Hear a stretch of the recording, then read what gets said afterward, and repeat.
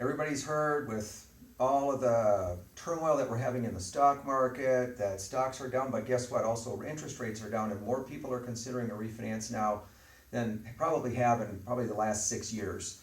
So how do you know whether or not it makes sense to refinance? That's what we're going to be discussing today in thecreditjungle.com. My name's George Anderson, and thanks for dropping in.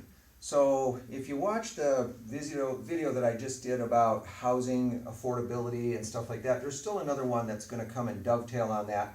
But I'm going to go back and use the same example of somebody who, let's just say 18 months ago, bought a house for $350,000 at 4.5% interest. And we're going to say that they did an FHA loan with 3.5% down. And let's just say that their credit scores at the time were in the mid to high 600s. So they now have that 4.5% fixed rate loan.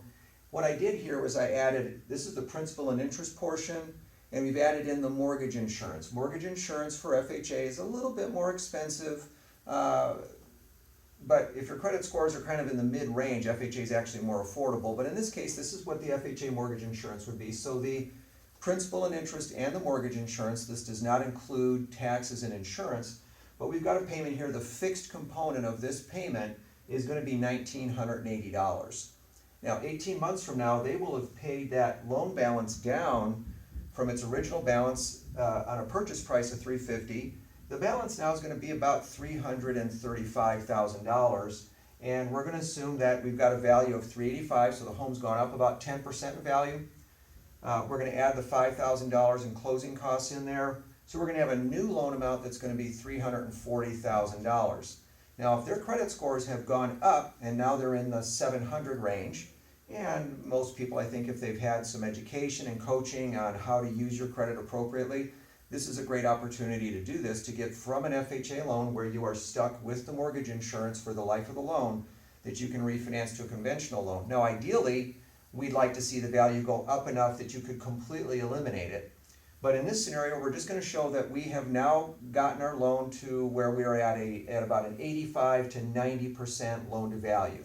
So the home's we got a $340,000 value here, and we need about $378,000 or above to be able to make these numbers work. But our principal and interest payment here is down to $1,527 per month. And the mortgage insurance, and I'm using just kind of a middle of the road premium of what it would be. It could be much, much less than this. So I'm kind of giving some worst case scenario, but another $143 a month for mortgage insurance. So you're saving about almost $100 there and a little over $200 there. We've got a net decrease here of $310 per month. Now most people would just say, well great, well let's just go ahead and do the refinance then. Well, there's two factors that you have to take into consider when you are doing a refinance. Even if the numbers even if it looks enticing, saving that $300 a month looks good to you. The first one is how long are you going to be staying in the home?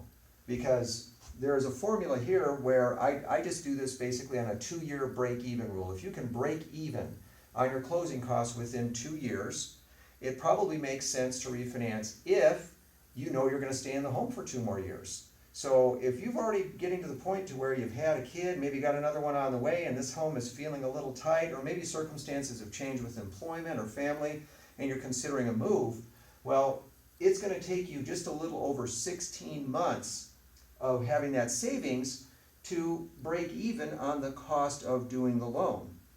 Because if you're going to sell the house, you have basically, you've used up about $5,000 of your equity to be able to do the refinance. Now, can you do a refinance with no closing costs? Yes, you can, absolutely. We could keep your loan amount exactly where it is, but guess what changes? Your interest rate. Your interest rate's not going to be 3.5. It's going to be, anywhere from 1/4 to maybe 5/8% higher to do that. So obviously you're not dipping into any of your equity, but then you're not going to get the same amount of leverage on reducing your payment. So if somebody knows that they're going to be in the house for at least 2 years, then okay, we've satisfied the first test of that. But the second one is, well, what do you think interest rates are going to do?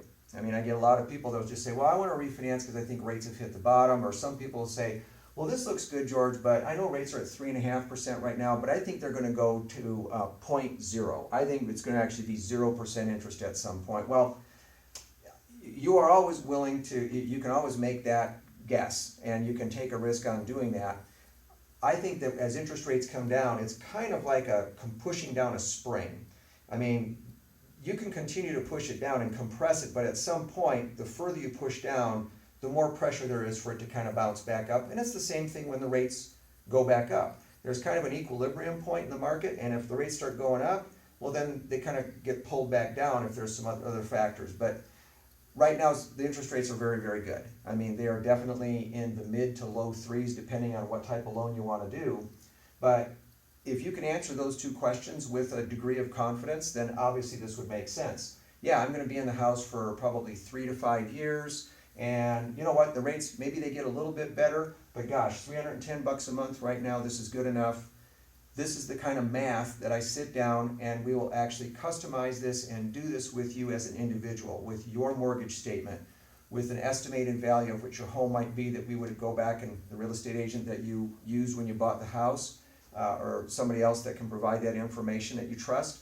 We'll come up with what we think of value is, we'll crunch the numbers, and then we'll ask those questions. So anyway, just some number side of the part of the equation, also mixed in with some of your subjective things about length of time in the home and your perception about the economy and the rates. But obviously, this would make sense for somebody that's in that circumstance and knows they're going to be in the home for a while, and I'd love to help you.